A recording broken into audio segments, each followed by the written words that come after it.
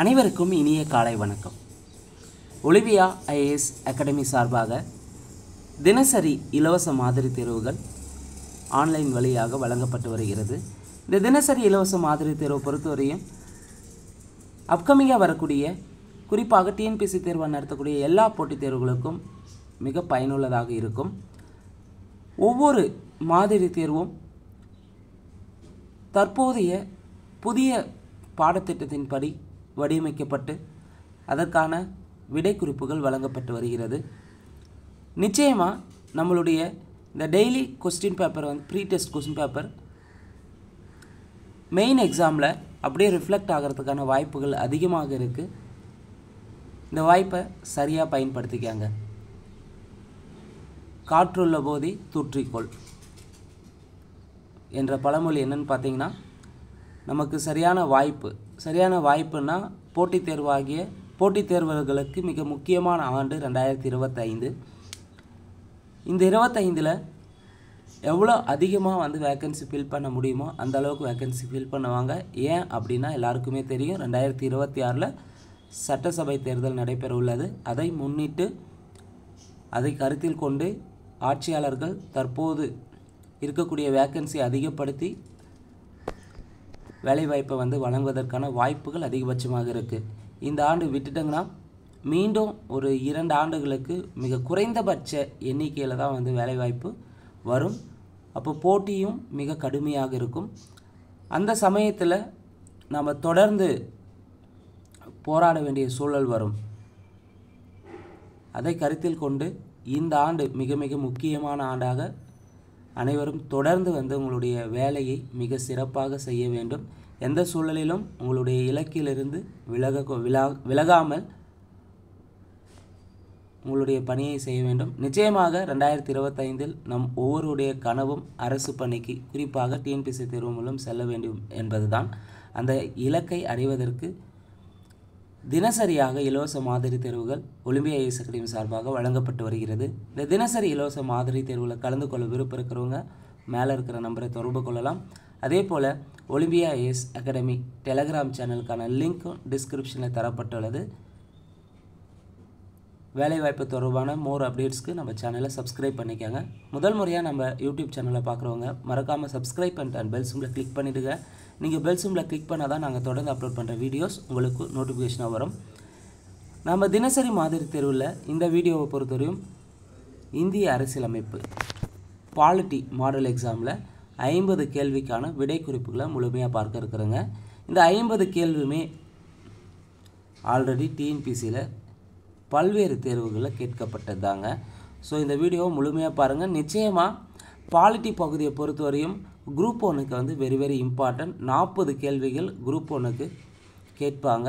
இந்த 40 கேள்வியிலிருந்து நம்ம முழுமையாக மதிப்பெண் பெறுவதற்கு இந்த ப்ரீவியஸ் கொஸ்டின் ரொம்ப யூஸ்ஃபுல்லாக இருக்கும். இந்த வீடியோ உங்களுக்கு பிடிச்சிருந்தால் லைக் பண்ணுங்கள், கமெண்ட் பண்ணுங்கள். மறக்காமல் டிஎன்பிஎஸ்சி எக்ஸாமுக்கு ப்ரிப்பேர் பண்ணுற உங்கள் ஃப்ரெண்ட்ஸ்க்கு ஷேர் பண்ணுங்கள். அதே போல் இந்த வீடியோக்கான பிடிஎஃப் கொஸ்டின் பேப்பர் லிங்க் டிஸ்கிரிப்ஷனில் தரப்பட்டுள்ளது. தேவையானவங்க டவுன்லோட் பண்ணி டெஸ்ட் ரைட் பண்ணி பார்த்துக்காங்க. முதல் கேள்வி, எந்த அரசியல் சட்ட விதிப்படி மத்திய அரசு தலைமை வழக்கறிஞர் குடியரசுத் தலைவரால் நியமிக்கப்படுகிறார்? அட்டர்னி ஜெனரல்னாவே ஆர்டிகல் 76. பல்வந்தராய் மேத்தா குழு அமைக்கப்பட்ட ஆண்டு மொழிவாரிய மாநிலங்களை பிரிப்பதற்காக அமைக்கப்பட்ட குழு பல்வந்தராய் மேத்தா குழு அமைக்கப்பட்ட ஆண்டு 1956. கேள்வி 3, நீதி புனராய்வின் முக்கியத்துவத்தை நடைமுறைப்படுத்திய நாடு? நீதி புனராய்வுனாவே அமெரிக்கா தான். அடிப்படை உரிமைகளும் அமெரிக்காவிலேருந்து தான் எடுத்திருப்பாங்க. அடிப்படை கடமைகள் ரஷ்யாவிலேருந்து எடுத்திருப்பாங்க. கேள்வி 4, இந்தியாவின் 14வது குடியரசுத் தலைவராக தேர்ந்தெடுக்கப்பட்டவர்? இந்த குடியரசுத் தலைவர் பட்டியல், பிரதமருடைய பட்டியலை தெளிவாக படித்து மறுபடியும் ரிவிஷன் பண்ணி வச்சுக்காங்க. நிச்சயமாக கண்டிப்பாக எதிர்பார்க்கலாம் அப்கமிங்காக வரக்கூடிய எக்ஸாம்ஸில். குடியரசுத் தலைவர் முதல்ல இருந்து தற்போது வரை எந்தெந்த ஆண்டு நடந்தது, எந்தெந்த ஆண்டு எலெக்ஷன்ஸ், குடியரசுத் தலைவர் தேர்தல் ரிலேட்டடாக முழுமையாக நீங்கள் படித்து வச்சா தான் பாலிட்டியில் பார்த்திங்கன்னா ஃபுல் மார்க் எடுக்கிறதுக்கு வாய்ப்புகள் அதிகமாக இருக்கும். நிச்சயமாக குரூப் 1க்கு 40 கேள்விகள் பாலிட்டியிலேருந்து இருக்குது. ஸோ இந்த 40 கேள்வியும் நம்ம முழு மதிப்பெண் பெறுவதற்கு இந்த வீடியோ பயனுள்ளதாக இருக்கும். இந்தியாவின் 14வது குடியரசுத் தலைவராக தேர்ந்தெடுக்கப்பட்டவர் ராம்நாத் கோவிந்த். ஏபிஜே அப்துல் கலாம் வந்து பார்த்திங்கன்னா 11வது குடியரசுத் தலைவராக தேர்ந்தெடுத்திருப்பாங்க. இதுவும் ஆல்ரெடி டிஎன்பிசியில் கேட்டிருக்காங்க. கேள்வி 5 பொறுத்துக. விதி 370 ஆர்டிகல் 370 எதை சொல்லுதுன்னா ஜம்மு காஷ்மீர் மாநிலத்துக்கான சிறப்பு அந்தஸ்தை பற்றி குறிப்பிடுகிறது. ஜம்மு காஷ்மீருக்கான சிறப்பு அந்தஸ்து நீக்கியிருப்பாங்க. எப்போ நீக்கிறாங்க அப்படின்றத கமெண்ட் பாக்ஸில் கமெண்ட் பண்ணுங்கள். விதி 153 ஆர்டிகல் 153 யாரை பற்றி சொல்லுதுன்னா ஆளுநரை பற்றி குறிப்பிடுகிறது. ஆர்டிகல் 163 முதலமைச்சரை பற்றி குறிப்பிடுகிறது. ஆர்டிகல் 170 சட்டப்பேரவை பற்றி குறிப்பிடுகிறது. Articles very very important. குறிப்பாக மாநிலங்கள் part 6 part 5 very very important. Part 5 மத்திய அரசு, பார்ட் 6 மாநில அரசு. ஸோ இந்த மிக பாலிட்டியில் இருக்கக்கூடிய மிக பெரிய ஏரியா பெரிய போர்ஷன்னா பார்ட் 5ம் பார்ட் 6 தான். தெளிவாக படித்து வைக்கணும். குறிப்பாக ஸ்கூல் புக்ஸில் இருக்கக்கூடிய பாலிட்டி ஏரியாவை முழுமையாக கவர் பண்ணிவிட்டு அடுத்து ஜென்ரல் பாலிட்டியை படிக்கணுங்க. சரியானோடைய 5க்கு சரியானோடைய ஆப்ஷன் டெல்லி. கேள்வி 6 உச்சநீதிமன்ற நீதிபதியாவதற்கான தகுதிகள் பற்றிய பின்வரும் கூற்றுகள் சரியானது எது? உச்சநீதிமன்ற நீதிபதிக்கான தகுதிகளை வந்து கொஸ்டினாக கேட்டிருக்காங்க. அவள் இந்திய நாட்டின் குடிமக்களாக இருக்க வேண்டும். ஸோ சரியானுடைய ஆப்ஷன் ஏ. மற்ற 3 ஆப்ஷனும் தவறாக தந்திருப்பாங்க. அவள் உயர்நீதிமன்றத்தில் குறைந்தது 5 வருடம் வழக்கறிஞராக பணியாற்றிருக்கணுமா? 5 வருடம் கிடையாது, 10 வருடம் வழக்கறிஞராக பணியாற்றிருக்கணும். அவள் மாவட்ட நீதிமன்றத்தின் வழக்கறிஞராக பணியாற்றிருக்க வேண்டுமான கிடையாது. அவள் 65 வயது அடைந்தவராக இருக்க வேண்டுமான கிடையாது. ஓய்வு பெறும் வயது இந்த 65 வரும் உச்சநீதிமன்றத்துக்கு. உயர்நீதிமன்றம்னா 62. அப்போ நீதிபதியாவதற்கான தகுதிகள், உச்சநீதிமன்ற நீதிபதியாவதற்கான தகுதிகள் பற்றிய பின்வரும் கூற்று சரியானது. அவள் இந்திய நாட்டின் குடிமக்களாக இருக்க வேண்டும். கேள்வி 7 நாடாளுமன்றத்தில் 2 கூட்டங்களுக்கு இடையில் இருக்கும் கால இடைவெளி. நாடாளுமன்றத்தில் 2 கூட்டங்களுக்கு இடையுள்ள கால இடைவெளி எவ்வளோ இருக்குன்னா 6 மாதங்கள் இருக்க வேண்டும்.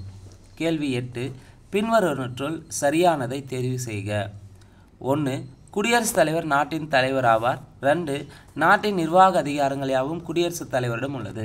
குடியரசுத் தலைவரை பற்றி கொஸ்டின் கேட்டிருக்காங்க. குடியரசுத் தலைவர் நாட்டின் தலைவர் ஆவார். சரி. நாட்டின் நிர்வாக அதிகாரங்கள் யாவுமே குடியரசுத் தலைவரிடம் தான் உள்ளது. அப்போ சரியானது 1 மற்றும் 2 சரி. கேள்வி 9 கூற்று காரணத்தை பொறுத்தவரை இங்கே துணை குடியரசுத் தலைவரை பற்றி கேட்டிருக்காங்க. துணை குடியரசுத் தலைவர் மாநிலங்களவை கூட்டங்களுக்கு தலைமையேற்கிறார். வைஸ் பிரசிடென்ட் பார்த்தீங்கன்னா ராஜ்யசபா, மாநிலங்களவை அல்லது ராஜ்யசபான்னு சொல்லுவாங்க. இந்த ராஜ்யசபா கூட்டங்களுக்கு தலைமையேற்கிறார். சரி. அவர் மாநிலங்கள் அவையினால் தேர்ந்தெடுக்கப்படுகிறாரானா கிடையாது. சட்டமன்ற உறுப்பினர்கள் குறிப்பாக வந்து தேர்ந்தெடுக்கப்பட்ட சட்டமன்ற உறுப்பினர்களில் வந்து தேர்ந்தெடுப்பாங்க. இங்கே கூற்று சரி, காரணம் தவறு. கேள்வி 10 எந்த சட்டம் மத்திய அரசாங்கத்தில் இரட்டை ஆட்சி முறையை ஏற்படுத்தியது? சென்ட்ரல் கவர்மெண்ட்டில் இரட்டை ஆட்சி முறைன்னு எடுத்துக்கணுங்கன்னா இந்திய அரசாங்க சட்டம் 1935. மாநிலத்தில் ஒற்றை ஆட்சியை வந்து ஏற்படுத்தியிருப்பாங்க. மத்தியில் இரட்டை ஆட்சியையும் மாநிலத்தில் ஒற்றை ஆட்சி முறையை கொண்டு வந்தது இந்திய அரசாங்க சட்டம் 1935. கேள்வி 11 ராஜ்யசபாவிற்கு ஒதுக்கப்பட்ட பரிந்துரைக்கப்பட்ட உறுப்பினர்கள் எண்ணிக்கை. குடியரசுத் தலைவரால் நியமிக்கப்பட்ட உறுப்பினர்கள் எண்ணிக்கை ராஜ்யசபாவுக்கு 12 பேர், லோக்சபாவுக்கு 2 பேர் நியமிப்பார் குடியரசுத் தலைவர்.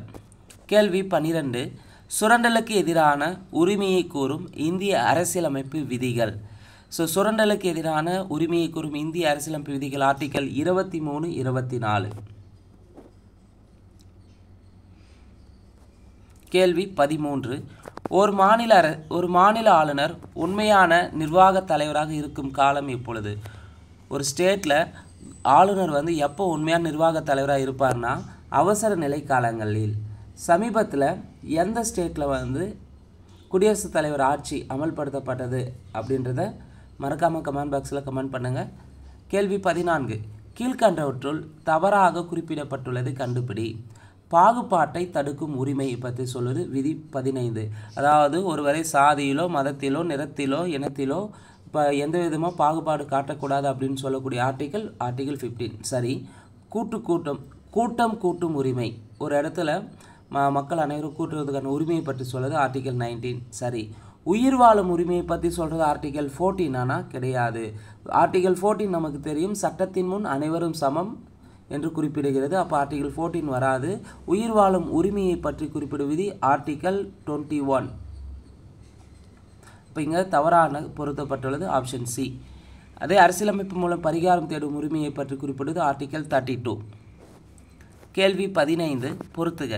இந்திய அரசு கணக்கு தணிக்கை தலைவர் சிஏஜி கம்ப்ட்ரோலர் ஆடிட் ஜெனரலை பற்றி சொல்கிறது ஆர்டிகல் 148. நிதி ஆணையத்தை பற்றி குறிப்பிடுவது ஆர்டிகல் 280. நிர்வாக தீர்ப்பாயத்தை பற்றி குறிப்பிடும் விதி ஆர்டிகல் 323A. மத்திய அரசு பணியாளர் தேர்வாணையத்தை பற்றி குறிப்பிடும் விதி ஆர்டிகல் 315. இந்திய அரசு கணக்கு தணிக்கை தலைவரை பற்றி சொல்லும் விதி வந்து ஆர்டிகல் 148 சிஏஜி. நிதி ஆணையத்தை பற்றி குறிப்பிடுவது ஆர்டிகல் 280. நிர்வாக தீர்ப்பாயத்தை பற்றி குறிப்பிடும் விதி ஆர்டிகல் 323A. மத்திய அரசு பணியாளர் தேர்வாணையத்தை பற்றி குறிப்பிடுவது ஆர்டிகல் 315. சரியான விடை ஆப்ஷன் சி. கேள்வி 16 இந்தியாவில் முதலில் இனவாரியாக தனி பிரதிநிதித்துவத்தை அறிமுகப்படுத்திய சட்டம். இனவாரியாக வந்து முஸ்லீம்களுக்கு தனி இடஒதுக்கீடுன்னு கூட சொல்லலாம். இனவாரியாக தனி பிரதிநிதித்துவத்தை அறிமுகப்படுத்திய சட்டம் இந்திய அரசு சட்டம் 1909. மிண்டோ மார்லே சீர்திருத்த சட்டம்னு கூட சொல்லலாம், 1909. கேள்வி 17 இந்திய ஜனாதிபதியை தேர்ந்தெடுக்கும் அமைப்பு எதுன்னு கேட்டிருக்காங்க. இந்திய ஜனாதிபதினா எலக்ட்ரோல் காலேஜ்னு சொல்லலாம், தேர்வர் குழு. கேள்வி 18 கீழ்கண்டவற்றுள் சட்டத்தின் ஆட்சி பற்றிய தவறான கூற்று எது?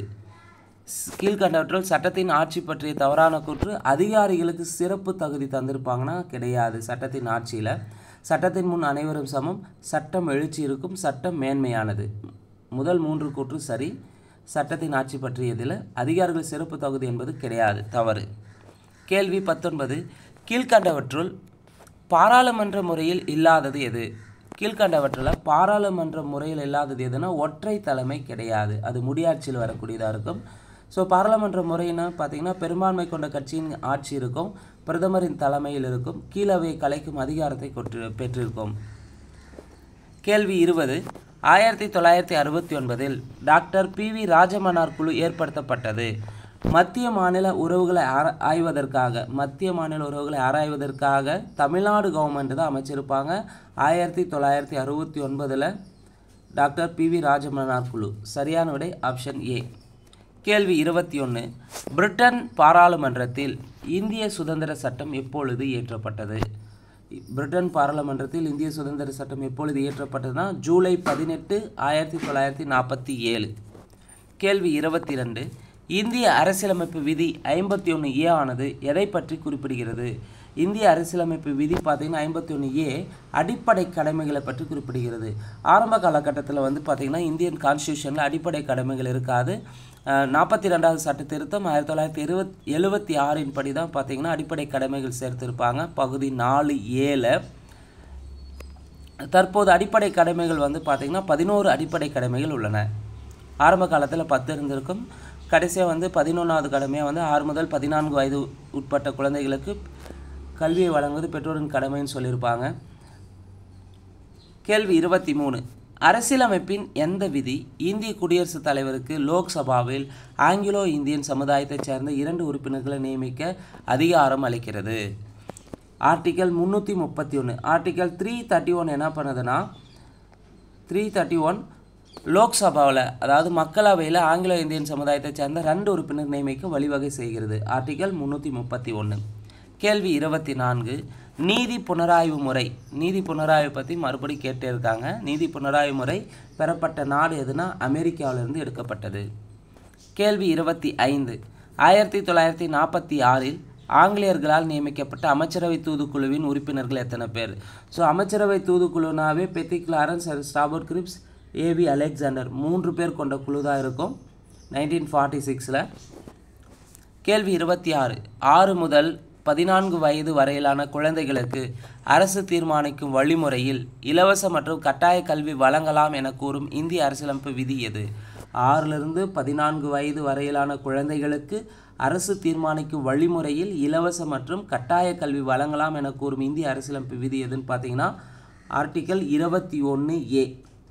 ஸோ இந்த கல்வியை பொறுத்தவரையும் 6 முதல் 14 வயதுக்கு உட்பட்டதை வந்து பார்த்திங்கன்னா அடிப்படை உரிமையாகவும் உள்ளது, அதே போல் அடிப்படை கடமையாக சேர்த்திருப்பாங்க. கேள்வி 27. அகில இந்திய பணிகளின் தந்தை என்று அதிகாரப்பூர்வமாக அழைக்கப்படுபவர் யார்? அகில இந்திய பணிகளின் தந்தை என்று அதிகாரப்பூர்வமாக அழைக்கப்படுபவர் சர்தார் வல்லபாய் பட்டேல். கேள்வி 28. 58வது அரசியலமைப்பு சட்ட திருத்தம் 1988 மக்களின் எந்த உரிமை மீது தடைகளை விதித்தது? 59வது சட்ட திருத்தம் 59வது சட்ட திருத்தம் 1988 பார்த்தீங்கன்னா மக்களினுடைய எந்த உரிமை மீது தடைகளை விதித்ததுன்னா தனிநபர் வாழ்வு மற்றும் சுதந்திர உரிமை மீது தடை விதித்தது. கேள்வி 29. இந்தியாவில் உள்ள மத்திய நிர்வாக தீர்ப்பாயத்தினுடைய அமர்வுகளின் எண்ணிக்கை எவ்வளவு? இந்தியாவில் பார்த்தீங்கன்னா மத்திய நிர்வாக தீர்ப்பாயத்தினுடைய அமர்வுகளின் எண்ணிக்கை 17. கேள்வி 30. கீழ்கண்டவற்றில் எவை சரியாக பொருந்தவில்லை? கீழ்கண்டவற்றில் எவை சரியாக பொருந்தவில்லைனா சரியாக பொருந்தாது ஆப்ஷன் டெல்லி. 328 ஆர்டிகல் 328 வந்து தாழ்த்தப்பட்டிருக்கான தேசிய ஆணையத்தை பற்றி சொல்லுதுன்னா கிடையாது. தாழ்த்தப்பட்டிருக்கான தேசிய ஆணையத்தை சொல்கிறது ஆர்டிகல் 338 தான் குறிப்பிடும். ஆர்டிகல் 280 நிதி ஆணையம் சரி. ஆர்டிகல் 315 மத்திய தேர்வு ஆணையத்தை பற்றி குறிப்பிடுகிறது. ஆர்டிகல் 324 தேர்தல் ஆணையத்தை பற்றி சொல்கிறது சரி. இங்கே தாழ்த்தப்பட்டிருக்கிற தேசிய ஆணையத்தை பற்றி சொல்லுது ஆர்டிகல் 338. இங்கே 328ன்னு தந்திருக்காங்க, தவறானது ஆப்ஷன் டெல்லி. கேள்வி 31. அரசியலமைப்பின் 42வது திருத்த சட்டம் நிறைவேற்றப்பட்ட ஆண்டு?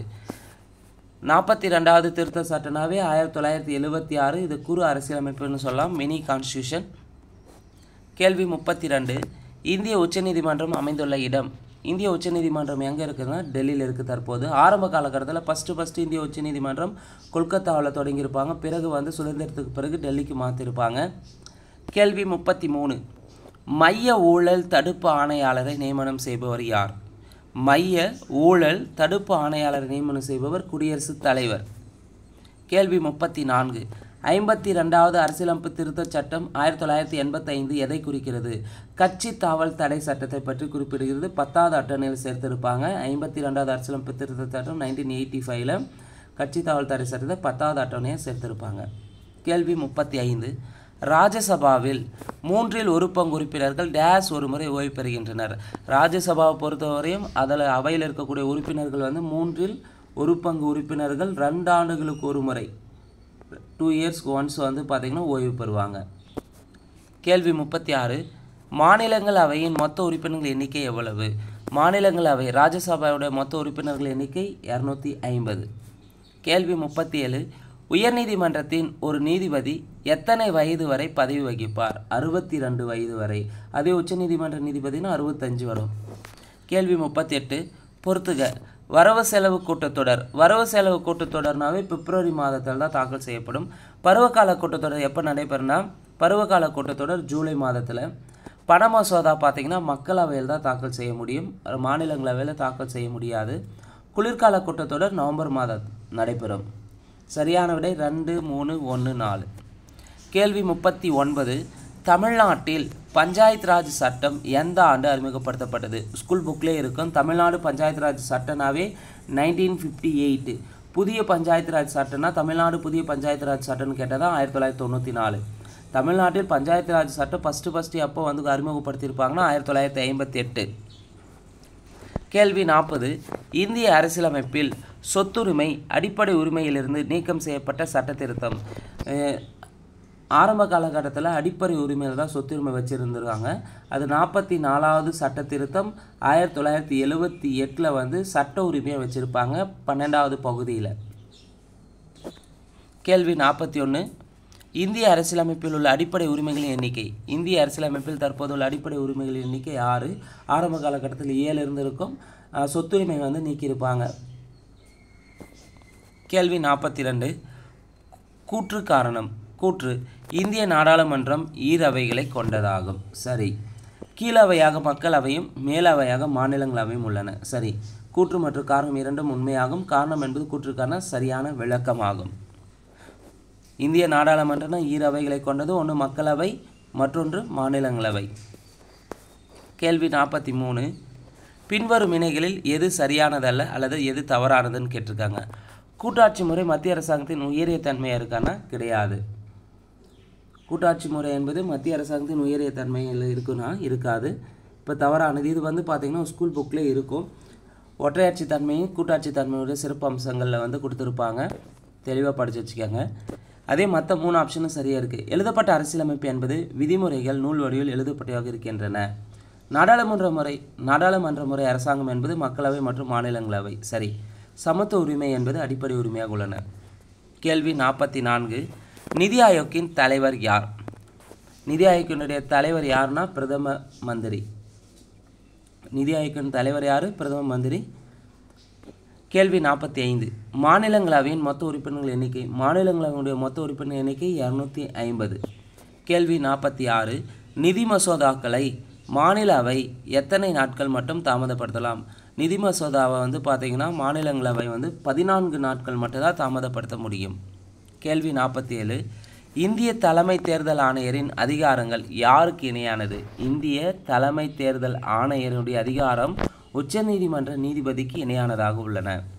கேள்வி 48. பின்வரும் கூற்றுகளை கவனத்தில் கொள்க. அடிப்படை கடமைகள் என்பது இந்திய அரசியலமைப்பின் ஒரு பகுதியாகவே எப்போதும் இருந்ததா? கிடையாது. அரசியலமைப்பு சட்ட திருத்தத்தின் மூலம் சேர்க்கப்பட்டது. சரி. இது இந்திய குடிமக்களுக்கு வழங்கப்பட்ட தவிர்க்க முடியாத ஆணையாகுமானா? கிடையாது. இது இந்திய குடிமகன், வெளிநாட்டு குடிமகன் எல்லாருக்குமே வந்து அடிப்படை கடமைகள் என்பது பொதுவானதாக இருக்கும். அடிப்படை கடமைகள் என்பது இந்திய அரசியலமைப்பு உருவாக்கப்பட்டது போதிலிருந்தே இருக்கானா? கிடையாது. 42வது சட்ட திருத்தம் 1976 தான் அடிப்படை கடமைகள் வந்து சேர்த்திருப்பாங்க. 51A part 4A. ஸோ இங்கே சரியானது, இந்த கூற்றுகளில் சரியானது எதுன்னு கேட்டிருக்காங்க. 2 மட்டும் சரி. கேள்வி 49. மாநிலங்களவை கூட்டங்களுக்கு தலைமை தாங்கி நடத்துபவர் யார்? வைஸ் பிரசிடென்ட், துணை குடியரசுத் தலைவர் தான். கேள்வி 50. ஜம்மு காஷ்மீர் மாநிலம் எந்த விதியின்படி தனி அரசியலமைப்பை பெற்றுள்ளது? ஜம்மு காஷ்மீர் வந்து மாநிலமாக இருந்தபோது அதுக்கான சிறப்பு விதி வந்து பார்த்திங்கன்னா ஆர்டிகல் 370. அதுக்காக ஸ்பெஷல் கான்ஸ்டியூஷன் தனியாக செப்பரேட்டாக இருந்தது ஜம்மு காஷ்மீருக்கு. ஜம்மு காஷ்மீர் வந்து தற்போது மாநில அந்தஸ்தை நீக்கியிருப்பாங்க. அதே போல் சிறப்பு ஆர்டிகல் 370 விதியையும் நீக்கியிருப்பாங்க. எப்போ நீக்கினாங்க, எந்த ஆண்டு நீக்கினாங்கன்றதை மறக்காமல் கமெண்ட் பாக்ஸில் கமெண்ட் பண்ணுங்கள். இந்த வீடியோ பொறுத்தவரையும் பாலிட்டி ஏரியாவிலேருந்து 50 கேள்விகளை பார்த்துருக்குறேங்க. இந்த 50 கேள்விகளுமே ஏற்கனவே டிஎன்பிஎஸ்சி தேர்வாணையம் பல்வேறு தேர்வுகளில் கேட்கப்பட்ட கேள்விகள் தான். நிச்சயமாக இந்த வீடியோ வந்து உங்களுக்கு பயனுள்ளதாக இருந்திருக்குன்னு நம்புகிறேன். இந்த வீடியோ பற்றி மறக்காமல் கமெண்ட் பாக்ஸில் கமெண்ட் பண்ணுங்கள். நன்றி, வணக்கம்.